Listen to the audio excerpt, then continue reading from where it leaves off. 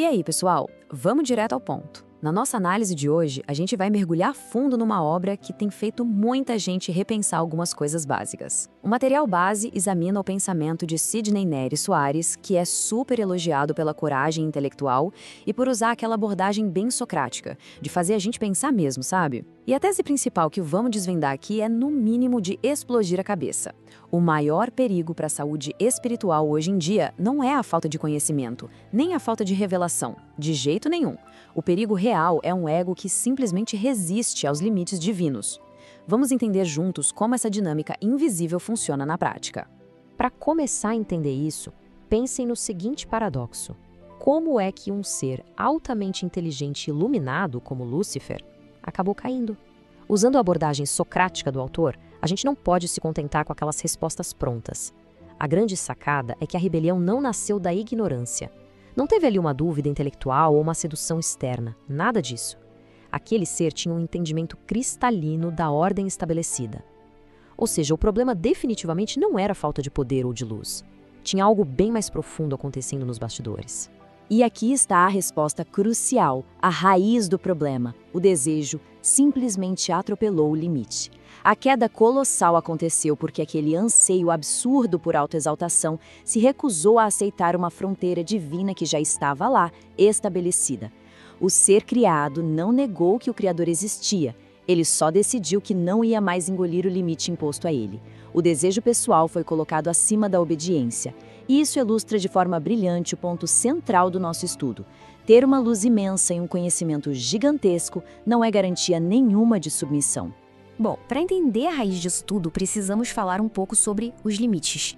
A palavra limite, convenhamos, costuma causar um certo desconforto na fé moderna.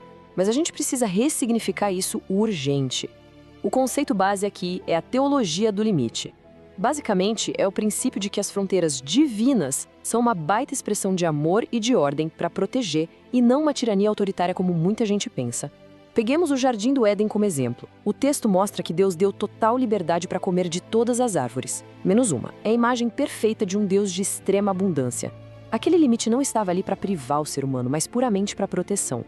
Onde existe relacionamento com o divino, sempre vão existir limites com o propósito claro de formar caráter e ensinar a depender. E isso nos leva a um padrão histórico que é simplesmente inegável. Temos 3 figuras clássicas aqui. Lúcifer, querendo o trono, Adão e Eva, de olho na árvore do conhecimento, e o jovem rico, que foi desafiado a vender tudo o que tinha. O que todos eles têm em comum? Todos tinham um altíssimo grau de conhecimento, inteligência ou vivência ortodoxa. Mas, na hora H, falharam de forma catastrófica quando o desejo humano bateu de frente com uma fronteira estrita. A verdade nua e crua é que a inteligência e as regras não servem de nada quando o ego bate o pé e se recusa a ser governado. O que nos leva aos dias de hoje. Vamos dar uma olhada na agitação e nos sintomas modernos desse problema. Como é que essa velha rebelião celestial se mostra de forma tão silenciosa atualmente? Por incrível que pareça, ela vem disfarçada de hiperespiritualidade. Vamos pegar um caso clínico perfeito, a Igreja de Corinto. Eles eram basicamente a criança problema do Novo Testamento. De um lado, a gente vê a ilusão. Achavam que falar mais em línguas, ter mais liberdade e zero regras era o auge da unção, mas do outro lado, a gente vê a realidade apostólica que o apóstolo Paulo enxergou. Pura desordem, falta de edificação da comunidade e uma performance totalmente guiada pelo ego. O ponto alto aqui é entender que é totalmente possível ter um poder e uma fluidez espiritual absurdos e, ao mesmo tempo, ter zero maturidade. E para esconder essa imaturidade, entra em cena o que o autor chama de um jeito genial de a língua estranha do ego. É uma linguagem super sofisticada que pega o vocabulário espiritual emprestado para validar vontades humanas e, claro, desqualificar qualquer limite divino. As pessoas começam a usar palavras sagradas, tipo unção e liberdade, não para glorificar o Criador, mas para criar um escudo em volta da própria vontade. É literalmente usar o sagrado como uma arma para não ter que se submeter a governo nenhum. O resultado inevitável dessa distorção na linguagem é o culto ao ego. É adorar a si mesmo, mas com a roupagem de estar adorando a Deus. Nessa dinâmica, qualquer regra que apareça é atacada com a desculpa de que está limitando o espírito. E as experiências superemocionais ganham prioridade máxima, passando por cima da obediência simples e direta. É muito trágico ver como coisas que deveriam ser incríveis, como um período de louvor mais longo ou a manifestação de dons, podem sutilmente virar um showzinho do ego, só para alimentar aquela necessidade humana de ter palco e de se sentir superior aos outros. Mas chega de diagnóstico, vamos para a solução. Como a gente aborda isso de forma sistêmica? Para sair um pouco da teoria teológica e resolver esse problema na prática, é fascinante ver como esta citação do físico Eliyahu Goldratt traz uma metáfora lá da engenharia para o nosso mundo da fé. Ele diz que a capacidade de qualquer sistema é definida pelo seu gargalo, aquele ponto mais fraco que trava todo o fluxo. A aplicação que o autor faz disso é espetacular. O gargalo do crescimento espiritual não é a falta de cultos fervorosos ou a falta de revelações novas. O verdadeiro gargalo, o que trava o sistema inteiro, é sempre o ego insubmisso. E quando a gente não trata esse ego, esse gargalo acaba corrompendo práticas que seriam super saudáveis.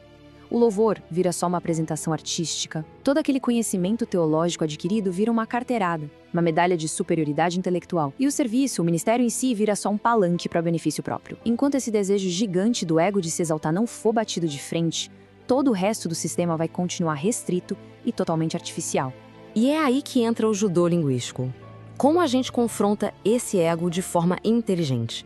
Na vida real, como lidar com isso sem sair destruindo os relacionamentos? O autor usa essa metáfora fantástica das artes marciais para ensinar a gente a confrontar um ego sofisticado com graça.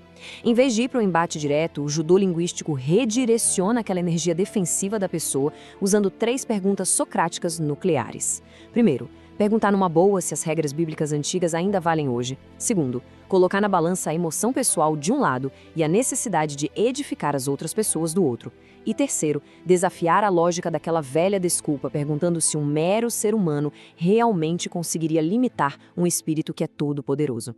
Esses passos, de forma bem gentil, forçam uma autoavaliação lá no fundo da pessoa, desarmam qualquer briga e geram uma consciência muito mais profunda.